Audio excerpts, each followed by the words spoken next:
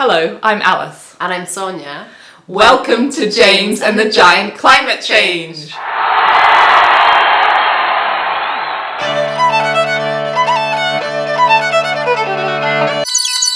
Well, we'll get to James a bit later. First, I want to introduce the star of the show, Carbon. Did you see it? No? I know. Don't be disappointed. Carbon is one of those shady characters. It's here, it's there, it's everywhere, but you can't really see it, even though your life depends on it. And so does mine. It's like a superhero and a supervillain. Well, that's not really fair because it's our fault for using it all the time. Huh? Okay, let me explain. You all like dinosaurs, right? Well, it was a long time before their ugly faces walked the earth.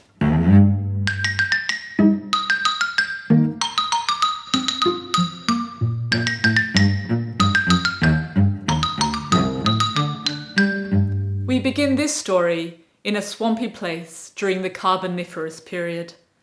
It was 358.9 million years ago.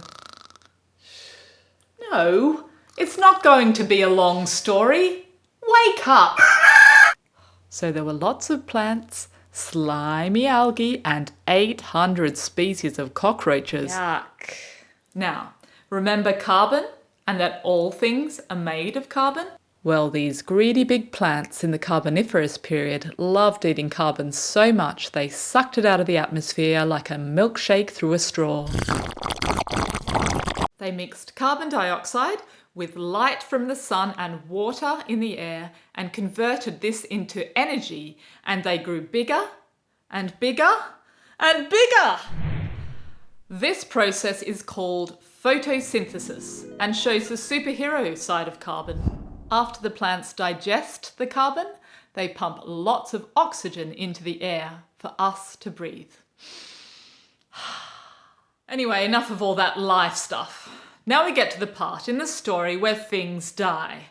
Lots of plants and algae and cockroaches. And did I mention the poisonous, deadly centipede? All dead. And over time they were covered with sediment and baked beneath the Earth's crust, taking the carbon with them. A bit like a really delicious crumble, except instead of apple you end up with coal, gas and oil, what we call fossil fuels.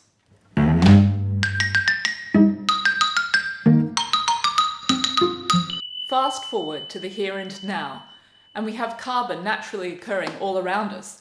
And that's fine, but we are drilling down to the ghosts of carbon's past, deep into the Earth's crust, releasing the ancient stored carbon, and now they are running riot and causing havoc worldwide. If only we had plants here and now that could transplant the carbon back where it belongs. Oh, hang on a minute. We do, and I think I know where to find some. We're here at the Hidden Gardens in Glasgow, home to thousands of plants, but I can't see any here.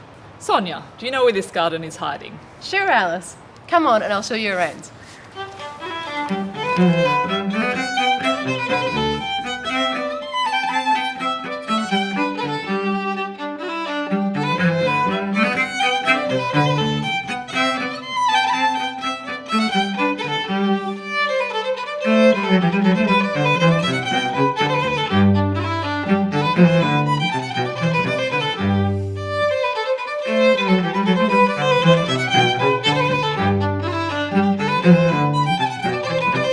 So now to James and the Giant Climate Change.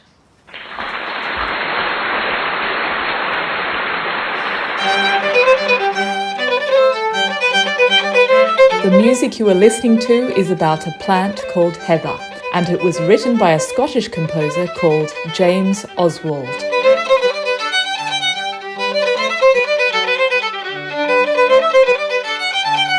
He wrote the music in 1755 when he was court composer to King George III. James Oswald loved plants so much that he wrote 96 pieces of music about them, each fitting onto one piece of paper. James Oswald was a great dancer and a fine performer on the cello, and he hopped on his horse, travelling the country looking for work, first to Edinburgh and then down to the big smoke, London.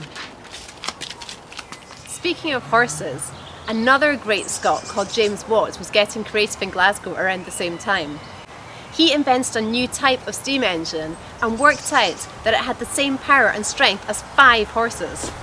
Eventually, people stopped travelling long distance by horse, as shiny new steam engines were used to power locomotives and ships at a time known as the Industrial Revolution in Great Britain. The Industrial Revolution began in the 1750s.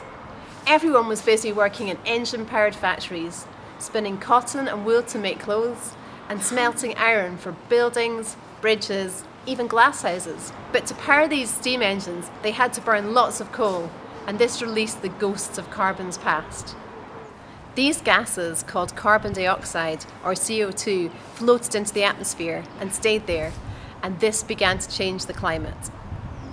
You've probably heard of climate change and global warming, maybe even the greenhouse effect. Well, they're all related. I'm here in a greenhouse. Imagine it is planet Earth in here, and the glass all around us is the atmosphere. The atmosphere is like a blanket that surrounds Earth, and without it, we would freeze. We're here in the Hidden Gardens, and this is one of the greenhouses we use to keep plants at a warmer temperature by letting the sun rays in and trapping the warmth inside. The Earth's atmosphere works in the same way. Sunlight comes in and warms the Earth's surface, and that heat then reflects up into the atmosphere. Some would then escape into space, almost as if a window was opened in a greenhouse, so that it doesn't get too hot. But the more we drive our cars, use our lights, heat our homes, and burn fossil fuels, remember those? Coal, gas, and oil. The carbon dioxide goes up and blocks this window with a thick blanket. The heat can't escape, and Earth gets hotter. Global warming. And a changing climate affects the way weather behaves all over the planet. It's bad news for plants. They don't like it if the place they're living gets too much or too little water, or if it's really hot or really windy. If this happens, they start to die out, like those giant centipedes.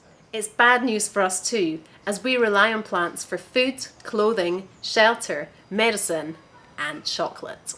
But plants are amazing.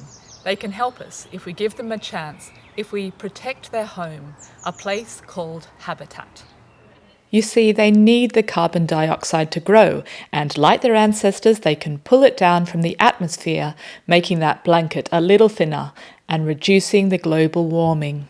We need to do our bit too and stop burning all those fossil fuels. But for now, let's look at the way plants transplant the carbon out of the sky and back to where it belongs, the ground under our feet, and stamp down on climate change.